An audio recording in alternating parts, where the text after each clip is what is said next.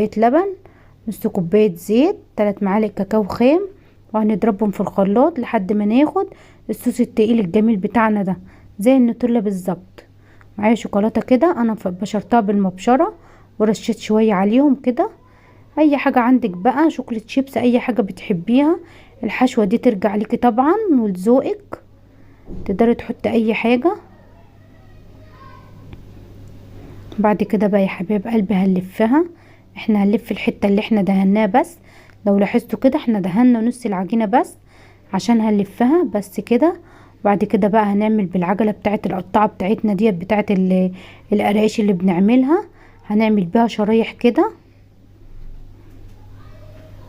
شايفين؟ علشان العجينة بتاعتنا مرتاحة، مش هتتقطع مننا ولا اي حاجة. وهنلفها بقى كده، هنبرمها كده ونسيبها